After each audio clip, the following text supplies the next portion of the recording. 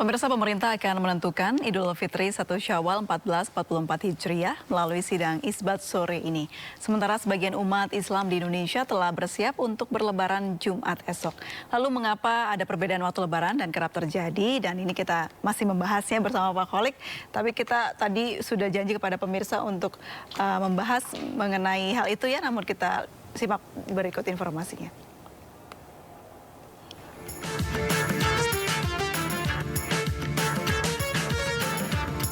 Kamis malam, Kementerian Agama akan menggelar sidang isbat penentuan Idul Fitri 1444 Hijriah. Namun waktu berlebaran masyarakat Indonesia tahun ini diperkirakan akan berbeda. Lalu apa kata fakta? Muhammadiyah telah menetapkan Idul Fitri atau 1 Syawal tahun ini jatuh pada Jumat 21 April. Sementara pemerintah memperkirakan lebaran tahun ini jatuh pada Sabtu 22 April. Dan hal ini sama dengan perkiraan Nahdlatul Ulama atau NU.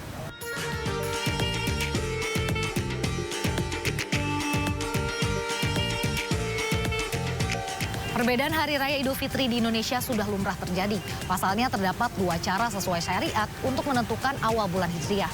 Pimpinan Pusat Muhammadiyah menggunakan metode hisab atau perhitungan matematik astronomi, di mana metode ini melalui serangkaian perhitungan untuk menentukan posisi geometri benda langit. Maka akan diketahui suatu siklus waktu sudah mulai atau belum, termasuk awal bulan kalender Hijriah.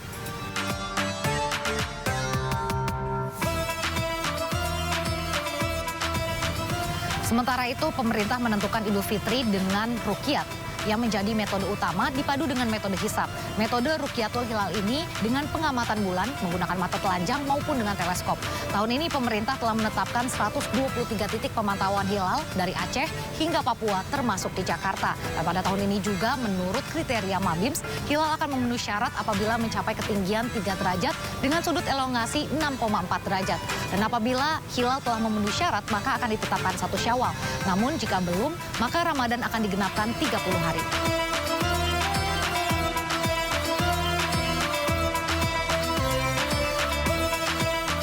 Berbukalah maksudnya lebaran itu juga jika melihat hilal.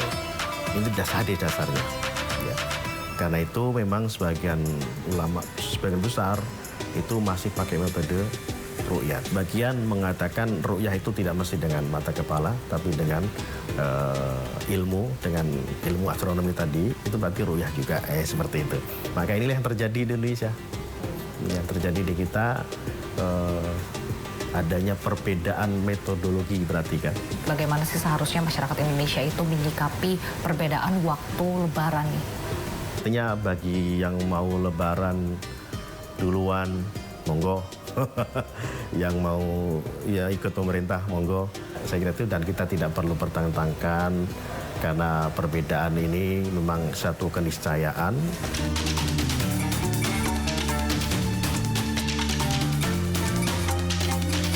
Pemerintah akan menetapkan Idul Fitri malam nanti. Dan jika terjadi perbedaan, faktanya masyarakat Indonesia telah dewasa untuk menerima perbedaan sehingga Idul Fitri akan tetap dipenuhi kebahagiaan. Saya Raisa Nadia dan Dandi Bernardi. Sampai jumpa di Apa Kata Fakta selanjutnya.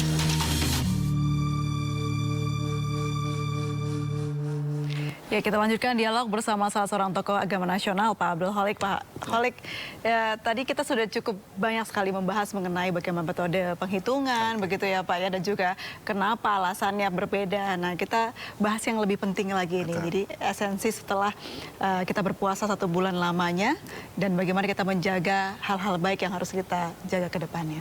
Iya, jadi saya kira kalau kita memahami Ramadan itu bulan istimewa ya di dalam Islam. Bulan ke-9 dalam kalender Hijriah ini memang terasa istimewa karena ada 2 perintah sekaligus di situ. Perintah pertama adalah berpuasa sebulan penuh, dan perintah yang kedua adalah mengeluarkan zakat fitrah bagi kaum muslimin dan muslimat, besar kecil, tua muda, sakit maupun sehat. Jadi semua punya kewajiban untuk mengeluarkan zakat fitrah. Nah, kalau kita menganggap bahwa bulan Ramadan ini 1 bulan penuh adalah bulan di mana kita dilatih untuk bersabar, bersyukur, bersaudara, kemudian juga bersahaja, dan kemudian berderma dan lain-lain, itu sesungguhnya adalah satu bentuk training center. Oke. Jadi Ramadan itu sesungguhnya training center ya. Setelah bulan penuh kita dididik dengan nilai-nilai yang baik begitu. Nilai kesabaran, nilai kejujuran, nilai kepedulian, nilai persaudaraan, nilai mengagungkan kebesaran Allah, dan kemudian juga meningkatkan hubungan antar personal, antar manusia, hubungan hablum minan nas dan hubungan hablum minallah gitu. Jadi baik vertikal maupun horizontal itu komplit ada di bulan Ramadan. Nah, esensinya adalah ketika bulan ini kita anggap sebagai bulan training center, pusat pelatihan untuk kita mengupgrade diri menjadi lebih baik untuk bulan-bulan berikutnya, maka tugas berikutnya adalah bagaimana prestasi yang sudah kita raih di bulan Ramadan itu bisa kita pertahankan, bahkan kita bisa tingkatkan pada 11 bulan berikutnya. Betul. Kita implementasikan segala hal, nilai-nilai baik yang kita peroleh dalam bulan Ramadan itu pada 11 bulan berikutnya. Jadi itulah esensi dari Ramadan sebagai bulan training center bagi seorang Muslim. Apalagi seorang Muslim yang ada di Indonesia. Ini sudah luar biasa karena kita terbiasa hidup dengan masyarakat yang heterogen, yang majemuk. Maka Ramadan itu sangat ramah dengan kemajemukan. Gitu. Baik, itu yang harus kita pegang ya Pak ke depannya. Lalu tipsnya apa supaya tidak tergoda dengan hal yang tidak baik? Ya, tentu yang pertama prestasi itu harus tetap kita pertahankan. Jadi kalau selama bulan Ramadan kita bersabar, sudah berlatih dan kita lolos dan lulus untuk tetap punya jiwa yang sabar, kemudian punya sikap yang jujur, sikap peduli. Nah, sikap-sikap ini jangan berubah. Jangan berubah, dan bila perlu kita tingkatkan lagi kualitasnya pada bulan-bulan berikutnya. Nah, yang kedua tentu yang paling penting itu adalah implementasi. Kalau sekedar kita sudah berlatih kemudian tidak diimplementasikan, itu kan artinya mubadzir ilmu kita. Gitu. Jadi supaya tidak mubadzir hasil training kita itu, ya harus kita implementasikan. Jadi kalau hari ini dan tahun ini kita kesabaran kita belum maksimal, ya besok atau tahun depan harus lebih baik kan. Betul. Menghadapi musibah jangan panik gitu. Menghadapi sesuatu yang bersifat dadakan itu juga harus tetap rasional. Menyikapi perbedaan itu juga harus tetap dengan rasional. Jadi jangan cepat panik dan kemudian biasakan utamakan rasionalitas. Nah, jadi menjaga emosi hal yang sangat utama ya Pak ya untuk bisa konsisten ke depannya. Pak Kholik, ini sebelum kita lanjutkan perbincangan kita ya terkait menyikapi perbedaan merayakan Hari Raya Idul Fitri ini 2003, kita ada informasi perayaan Lebaran di sejumlah kota. Pemirsa, Jamaah Aulia di Kecamatan Panggang, Gunung Kidul, Yogyakarta telah menggelar perayaan Jemaah Masjid Aulia Hari Raya Idul Fitri 2023 hari ini.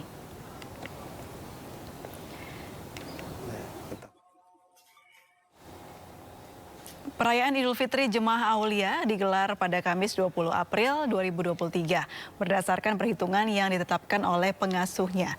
Hal ini juga sesuai dengan penetapan awal Ramadan mereka yang jatuh pada 22 Maret lalu. Meski merayakan Idul Fitri lebih awal dari ketetapan pemerintah, pengasuh Jemaah Aulia mengimbau jemaahnya untuk tetap menghormati perbedaan yang ada dan fokus dengan kerukunan umat beragama.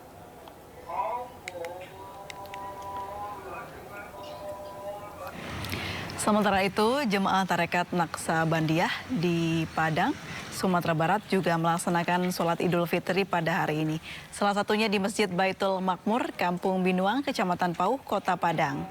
Penetapan saat jatuhnya 1 Syawal 1444 Hijriah dilakukan berdasarkan perhitungan kalender Jemaah Tarekat Naqsabandiyah serta dengan metode hisab dan ruqyat yang diyakini secara turun-temurun.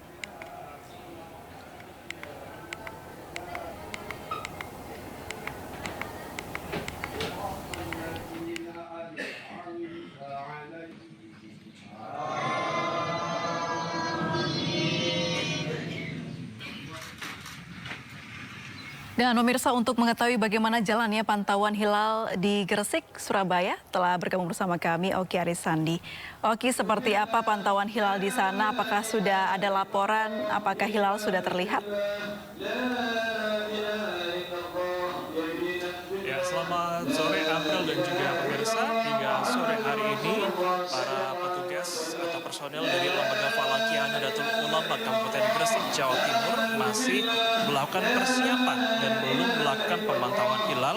Seperti yang Anda bisa lihat dan dengarkan, bahwa saat ini para personel dan juga para petugas dari Lembaga Falakiyah yang berada di Balai Ruqyat Bukit Condro di Kabupaten Gresik tengah melakukan persiapan berupa istighosa sembari nanti menantikan kedatangan Bupati Gresik, hingga selanjutnya proses pemantauan hilal akan segera dilakukan. Meskipun secara resmi belum dilakukan, namun sejumlah pihak juga saat ini tengah bersiap di balik peralatan masing-masing, baik itu dari teodolit maupun teleskop yang telah disiagakan sejak siang tadi untuk melakukan proses pemantauan hilal penentuan 1 Syawal 1444 Hijriah. Kalau kita lihat April, bahwa memang di Balai Ruqyatul Hilal Bukit Condro Dipo ini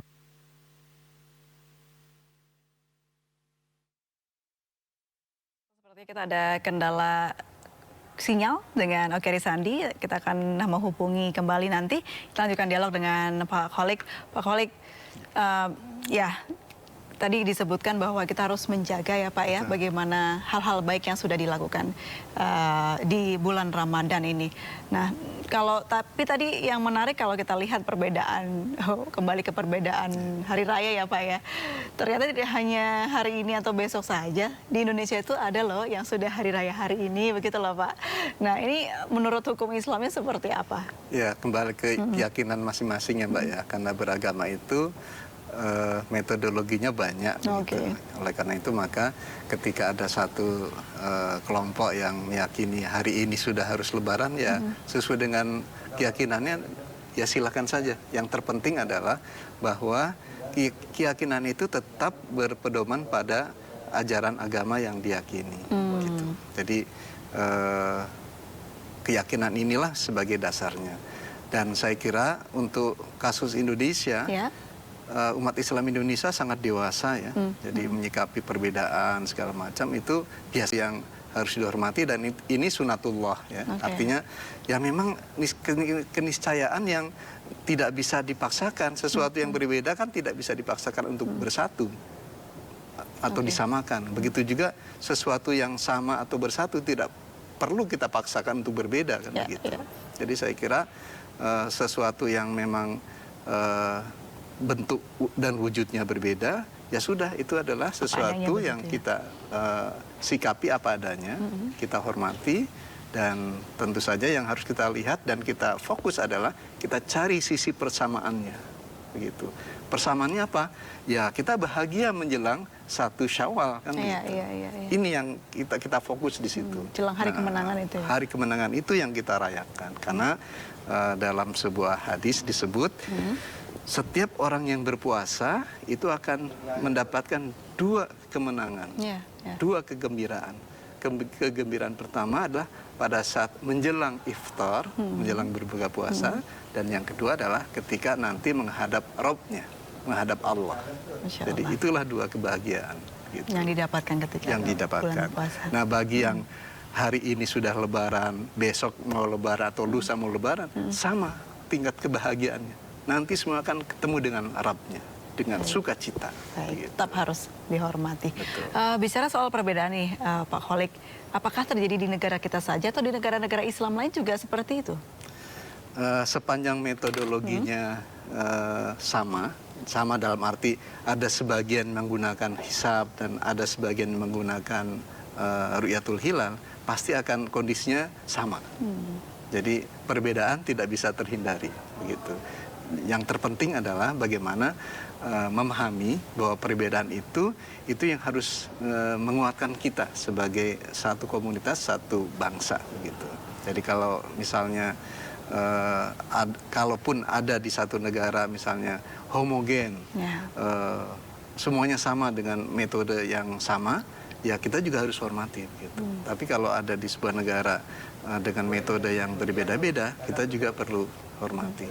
Karena sesuatu yang berhasil diterapkan di sebuah negara tidak harus kita ikuti metode itu di negara kita, karena kondisinya berbeda-beda kan gitu. Tingkat keragamannya juga berbeda, tingkat pemahaman keagamannya dan keyakinan keagamannya juga berbeda. Baik, Pak Kholik, tapi kan yang kita ketahui bersama bahwa jumlah umat Islam semakin bertambah setiap tahunnya di seluruh dunia ya Pak ya. Nah, mungkin tidak ada satu ya panduan tertentu atau pimpinan tertentu yang bisa menyeragamkan seluruh umat Islam di dunia. Saya kira upaya-upaya ke arah itu sudah dirintis sejak lama ya Mbak ya. Konferensi-konferensi Islam sejak tahun 50-an, bahkan tahun 30-an sudah dirintis untuk itu. Tetapi kan kembali kepada dasar keyakinan bahwa memang untuk menetapkan satu bulan Hijriah itu metodenya bisa dengan hisab, bisa dengan ru'yah. Nah, dua pilihan ini kalau bisa jangan diberangus ya.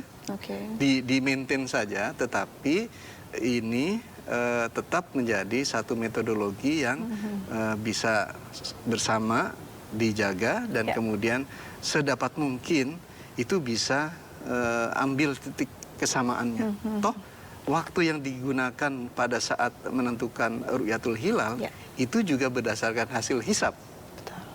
Jadi tanggal 29 setiap bulan Hijriah itu kan ditetapkannya antara lain dengan hisab. Nah, untuk menentukan tanggal baru bulan berikutnya itu baru dengan Ru'yatul Hilal. Gitu. Jadi dalam satu bagian ada di dalamnya macam-macam begitu Pak, termasuk hisab itu. Kita kembali kepada seperti apa kita mempersiapkan untuk menyambut hari kemenangan ini Pak Kholik. Apa yang harus diingat oleh umat Muslim khususnya di Indonesia sebelum menyambut hari kemenangan? Ada zakat yang harus kita wajib bayar. Ini seperti apa mekanismenya dan paling lambat kapan Pak? Ya, jadi saya ingin juga mengingatkan saudara-saudara kita yang Muslim, jangan larut pada kegembiraan menyambut Idul Fitri, tapi ada kewajiban pribadi yang belum tertunaikan. Nah, oleh karena itu, selepas nanti berbuka, coba diingatkan kembali apakah ada zakat fitrah yang belum tertunaikan dari anggota keluarga kita. Karena ini kewajiban mutlak yang harus ditunaikan ya Pak, begitu. sebelum hari raya. Sebelum sholat Id dilaksanakan. Karena kalau zakat fitrah kita keluarkan setelah salat Id, itu berubah jadi hukum dan berubah posisinya. Hukumnya sudah bukan lagi wajib tetapi sunnah. Karena bukan lagi zakat tapi sodakoh. Kita akan bahas itu lebih lanjut Pak. Sepertinya pembahasannya akan panjang, namun kita pantau dulu hilal untuk menentukan Idul Fitri 2023 atau 1 Syawal 1444 Hijrah yang ada di Ambon, Maluku. Ini sudah ada rekan kami di sana, Nurdin Tubaga. Seperti apa? Apakah sudah terlihat hilal di sana? Nurdin.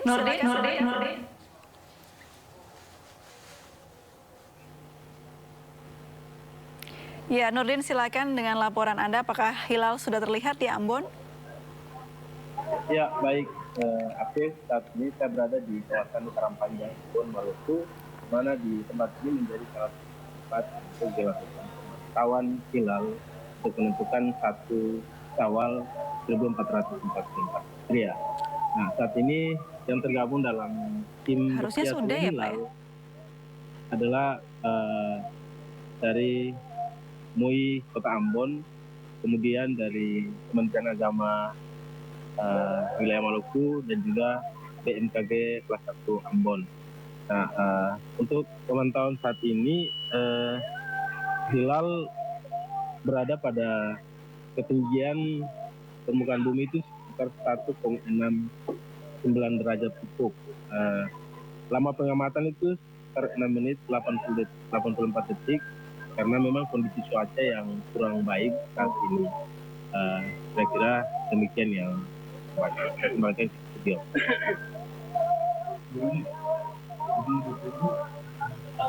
Baik. Nurdin masih bersama kami, masih mendengar suara saya? Ya, ya. Baik, Nurdin, apakah pihak MUI pemerintah setempat sudah melaporkan hasil Rukyatul Hilal kepada Jakarta untuk dilakukan sidang isbat? Ya, saat ini proses pemantauan masih dilakukan dan sebentar lagi bahwa hasil pemantauan antara yang dilakukan saat ini oleh Majelis Ulama Indonesia, Kementerian Agama dan BMKG nanti akan disampaikan ke pemerintah pusat, dalam hal ini Kementerian Agama, untuk selanjutnya digunakan dalam Berapa jumlah alat teropong atau alat yang digunakan untuk melihat hilal di sana? Ya, baik April, tools atau alat yang digunakan untuk menentukan atau melihat hilal hari ini adalah sekitar 2 teleskop dan juga sekitar terdapat 3 laptop dan beberapa kamera yang digunakan untuk membantu proses pemantauan. Baik. Baik, terima kasih Nurdin Tubaka melaporkan langsung dari Ambon, Maluku. Selamat bertugas kembali. Baik, kita lanjutkan kembali dialog kita bersama Pak Kholik ya. Pak Kholik, ada pesan tidak untuk umat Islam di Indonesia terkait kita ini sudah berada di penghujung Ramadan dan sebentar lagi akan menyambut hari kemenangan? Ya, tentu pertama yang ingin kami sampaikan adalah bahwa apa yang sudah kita laksanakan amaliyah Ramadan sebulan penuh itu harusnya menjadikan diri kita menjadi lebih baik dari hari-hari sebelumnya. Dan tentu saja kebaikan pribadi itu harus juga tercermin pada kebaikan sosial. Jadi kalau kita menjadi pribadi yang soleh, maka kita juga harus soleh secara sosial.